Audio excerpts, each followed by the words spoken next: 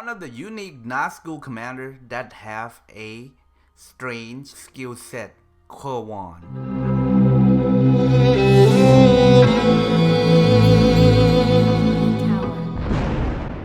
Where legends are born. Where titans are forged. Where legions of nightmares rise to war. Maggots, Sleepynight Gaming. Today we are going to cover my best friend Estel King of the Stone. If you have played with me, you know that Estel is King of the Stone in Lord of the Rings Rise to War. Qurwan may seem very weak when you first got him because he doesn't have any commander damage and buff for the soldier at all. However, he does have the buff. We are going to see how this commander works. Before we start, make sure to like and subscribe to the channel to help bring more great contents.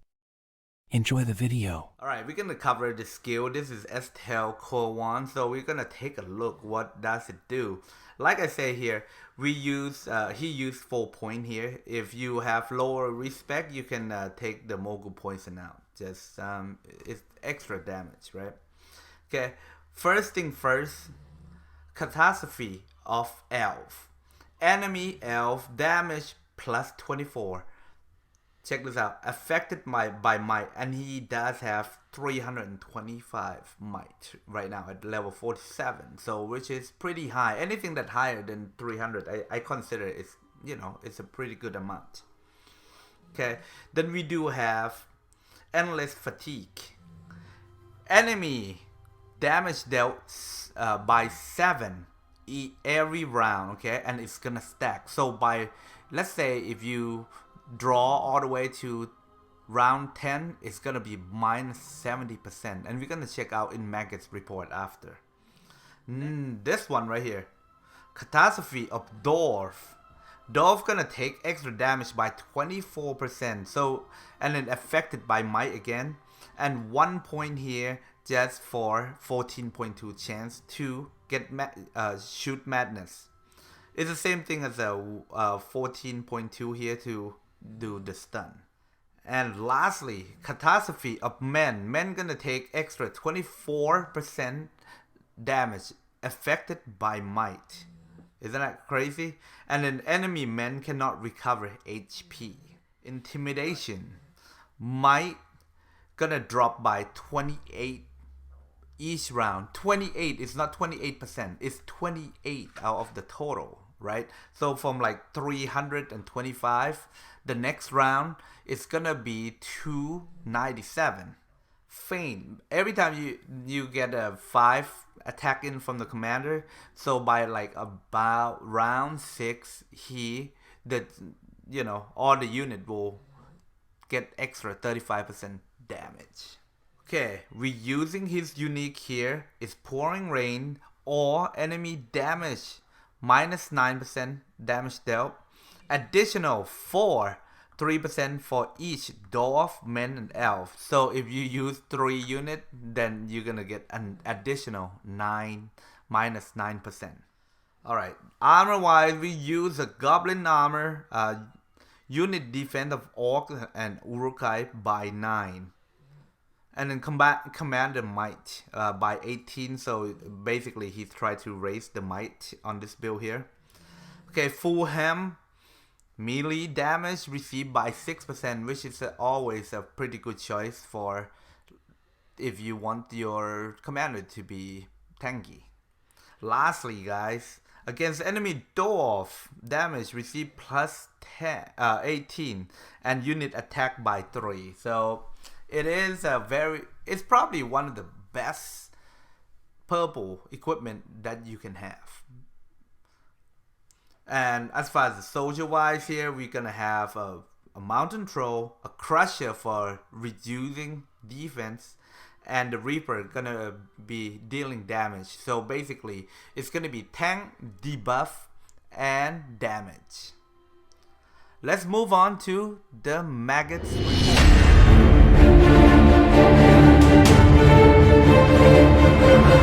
report. So in this battle, we're gonna meet up with Gandalf with all gold, actually pretty good equipment with Tranquility here, and it should be a good battles, right? Alright, Mountain Troll 60, Crusher 1000, Reaper 4400, and Gandalf the Grey with almost even with the Gala Tower, Dunedain, and heavy on the Sentinel. As you can see here on the first round, the Endless Fatigue gives Sentinel -7 damage dealt. Okay, Dunedain -7 and Gala Tower -7.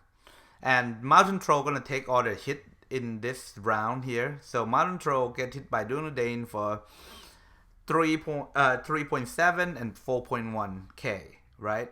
Alright, so in the first round here, Reapers tried to hit, did not, and Crusher and Mountain Troll were stunned. They're very unfortunate battles. Alright, second round, check this out. Sentinel damage minus by 14 now because it's gonna stack every round, right? Qurwan is gonna be on the Dunedain another 14 and Gala Tower another 14 here. So they gonna do less damage by 7% each round. As you can see here, Mountain Troll taking a hit here and so on. And that's not much going on, like the Reaper hitting Sentinel for like 6k. It's not that much in the first round, but the damage is gonna keep decreasing as we go on.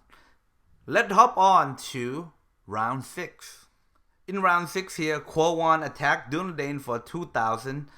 Then this is his attack now that will activate Feint, right? So all of them will grant extra 35% damage right here. So this is round 6, guys. So this is where the damage is coming in as long as he can stand.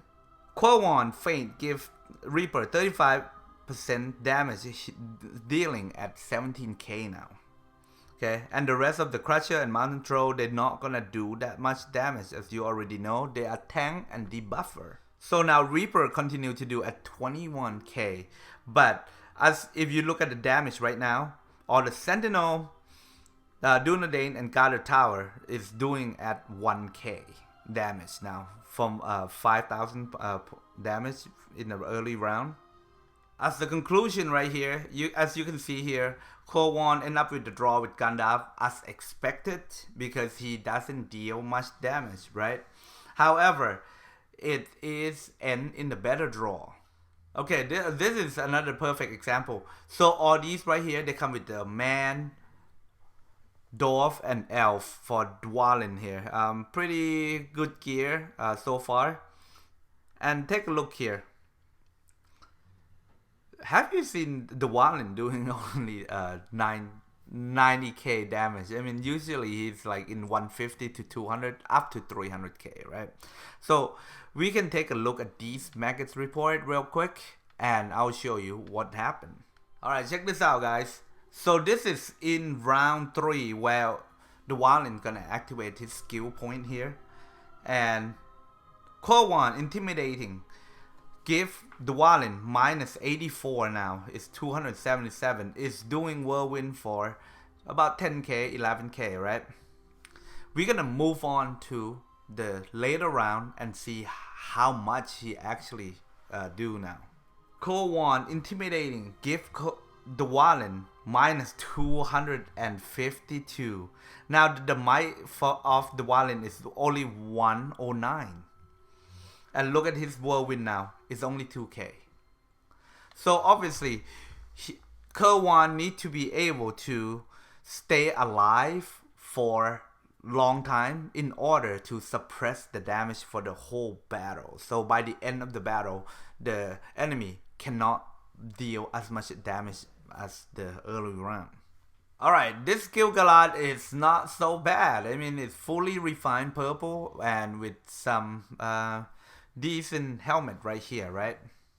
Qurwan was able to draw and came up on top of these. So 123 versus 209.